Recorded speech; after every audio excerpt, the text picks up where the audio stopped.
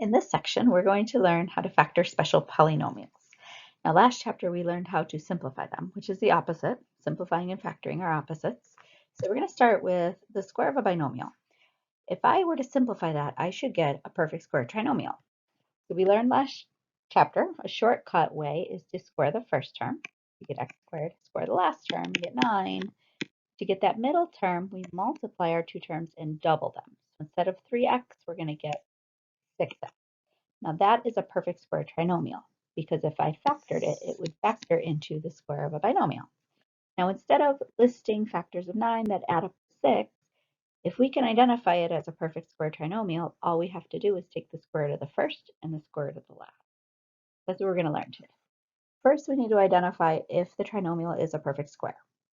It's a perfect square if the first and last terms are perfect squares, but also that middle term has to be 2 times the product of those factors. So what that means is if I take this perfect square trinomial right here, if I take the square root of that first term, I get 3x. If I take the square root of the last term, the c, I get 2.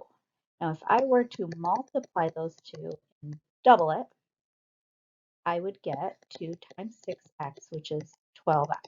That's where that middle term comes from. That's how I know it's a perfect square trinomial. Let's go through a couple of these. So here's some examples. We're going to determine whether these are perfect square trinomials. Now, first of all, if we are doubling those factors, whenever we double two numbers, we always end up with an even number. No matter what numbers you double, you're always going to end up with an even number. So if our b value is odd, then we know it cannot be a perfect square trinomial. It's just a little shortcut way of identifying some of them that are not. Okay, so let's jump to the second one. If this is a perfect square trinomial, I can take the square root of the first one, I'll get 9x, square root of the last to get 5. Now if I multiply those two, I get 45x, double it, and that gives me that middle term. So I know it is a perfect square trinomial. And since it is, I can factor it into the square of a binomial. So to find that binomial, we'll take that square root of the first term, that's our first term in the binomial. Square root of the last term is our last term. And the sign on your b value tells you what the sign of the binomial will be. Let's try that again. If we take the square root of the first term, we get 6x. The square root of the last term, that's not a perfect square. So this cannot be a perfect square trinomial. Let's try this next one. If you take the square root of the first term, now be careful, that a value is 1. Always remember 1 is a perfect square. Students tend to forget that because it's odd and you want to think that it's not, but it is a perfect square trinomial. It is a perfect square. So if I take the square root of 1x squared, I get x. If I take the square root of 4, I get 2. Now if I multiply the 2 and double it, I do get 4x. So this will factor into x plus 2 squared. Let's try some more. Okay, here's 2 more. So again, take the square root of the first term and get x. The square root of the last term, you get 7. Now, if this is a perfect square trinomial, the product of those two doubled will give us the middle term. So 7 times x times 2 is 14x, which it is. And we're going to keep that sign. Now, if you're not sure if you did it right, then off to the side, we can always FOIL this out and see. We know x minus 7 squared means x minus 7 times x minus 7. So multiply the firsts, multiply the outers, multiply the inners, and multiply the lefts. So we end up with x squared minus 14x plus 49, which is exactly where we started with. So I know we did it right. Check. Okay, this next one. Take the square root of the first term, we get 3x. Take the square root of the last term, we get 2. If we multiply those and double it, we should actually get 12x, not 6x. Either 12 or negative 12. Therefore, it is not a perfect square trinomial. This would need to be a 12, not a 6.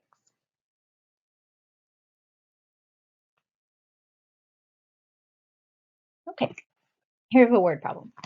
A square piece of cloth must be cut to make a tablecloth.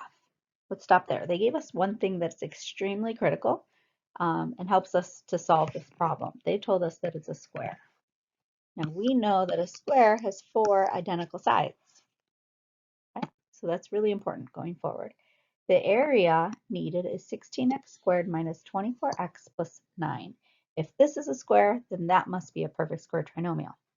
And if we find the area of the square, they must have multiplied length times width or side squared. So we can factor this into the square of a binomial, which would give us the 2 side lengths, or all 4 side lengths. So we'll take the square root of the first term, 4x. We'll take the square of the last term, which is 3. And this tells us that our binomial is subtracting. And since it's a square, I know that all 4 sides are exactly the same. So now the dimensions of the cloth are in the form cx minus d. That's what we found, where c and d are whole numbers. They are. Find an expression for the perimeter of the cloth. Let's do that first before we find that last part. So to find perimeter of a square, we're going to add up all those sides. But since all the sides are the same, we could just multiply them by 4 since there's 4 sides. So 4x minus 3 times 4 because there's 4 sides. So the perimeter, which I spelled wrong, let's fix that. Perimeter would be 16x minus 12 inches. Now we can move on to this last part, find the perimeter when x equals 11 inches. So now you have a choice. You can plug 11 in, substitute it here, or you can substitute it here, or way over here, anywhere really. It doesn't really matter. I think it'll be easiest to substitute it into the factored form. So 4 times 11 minus 3. 4 times 11 is 44 minus 3 is 41. And 41 times 4 is 164 inches. And it is perimeter, so it's not squared because we're just adding sides. Okay, so here's another example. A company produces, again, square sheets of aluminum. We're looking at perfect squares. We're looking at perfect square trinomials. We're looking at squares. So the area is 9x squared plus 6x plus 1 meters squared. Okay, so if this is a square, then that must be, the area must be a perfect square trinomial. So we're going to factor that. So 9x squared factors into 3x. The square root of 1 would be 1. And since our b value is positive, we're going to keep that positive. I don't know what plus there. Let's erase that. Plus 1. And since it's a square, all 4 sides are exactly the same. Okay, so the side length of each is in the form cx plus d. That's what we got, where c and d are whole numbers. It is. Find an expression in terms of x for the perimeter of the sheet. So again, perimeter, we're going to add up all the sides. Since there's 4 identical sides, we could just multiply the sides by 4. So we would have 12x plus 4 meters. Okay, so now the last part, find the perimeter when x is 3. Doesn't really matter where you substitute it. I think it's fairly easy in all forms. So 12 times 3, 36 plus 4, so we get 40 meters.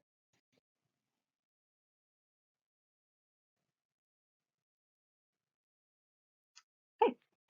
The other special one we learned in chapter 7 is when we were subtracting 2 perfect squares. If we were simplifying what we call the sum and difference pattern, it becomes the difference of 2 squares. The key important part is it has to be the difference we are subtracting. So when we simplified these, for example, over here, x plus 3 times x minus 3, when you FOILed that out, the middle terms, the inners and the outers, let me just try that again here. Okay, so when we FOILed that out, the inners and the outers were opposites, so they canceled, leaving us with the difference of 2 squares. Okay, so next polynomial is the difference of 2 squares if there's 2 terms, one subtracted from the other, not added. Both terms need to be perfect squares. This one's a little easier. It's really important to be able to identify this because you may think that's already factored since there's no GCF and it's not a trinomial. So if you don't recognize it as the difference of 2 perfect squares, you might think that it's fully factored when it's not. we can factor them further. Okay, so let's determine if these are the difference of two squares. If we go back, remember, it needs to be subtraction, and it needs to be two perfect squares. So first of all, 3. 3 is not a perfect square. So this is not a perfect square. Now, had the expression been p squared minus 9q to the fourth, then it would be a perfect square because p squared factors into p and p, and 9q to the fourth factors into 3q squared. Okay? And to get those middle terms to cancel, we need one positive and one negative. Okay, but as it is with this 3, that is not a perfect square trinomial. That is, sorry, not the difference of two squares, two perfect squares. Let's try this next one. We are subtracting, so it is a difference. This is a perfect square and this is a perfect square. So we should be able to factor it into the sum and difference pattern. So 100x squared factors into 10x times 10x. 4y squared is 2y and 2y. We're really just taking the square root of both parts. And then to get the middle terms to cancel, the inner and outer, then one needs to be positive and one needs to be negative. Okay. Let's try this next one. Again, we're subtracting, so it is a difference. This is a perfect square. We know exponents that are even are perfect squares. When you're multiplying numbers with the same base, you add the exponent. So the square root of this. Square root of x to the fourth would be x squared. Take the square root of 25y to the third. That would be 5y. I'm sorry, y to the sixth. It's doing it in my head.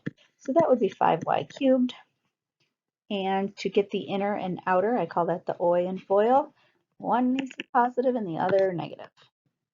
And the same thing here. Remember, 1 is a perfect square. So 1 factors into 1 times 1. 4x squared would be 2x times 2x. And then 1 is positive and 1 is negative. Now, technically, this one can be factored further. We want to put that in standard form. And here we'll have to factor out that negative. So the first one simply becomes 2x1 in standard form. Here, this one, when I put it in standard form, first, I'm going to flip those around, but then I need to factor out that negative. We'll factor that out. Complete. That's factored fully. Okay. So let's look at these. Determine whether they are difference of two squares. We have even exponents. 49 is a perfect square, and we're subtracting. It's a difference of perfect squares. So we're going to say p to the fourth minus 7q cubed times p to the fourth plus 7q cubed. Really doesn't matter if you put the plus or minus first. It'll work either way. Okay, next one. That has an odd exponent. Odd exponents are not perfect squares because we can't divide that. Okay, so the next one, we are adding. Remember, the difference of perfect squares has to be subtraction. So this is not a perfect square, the difference of perfect squares.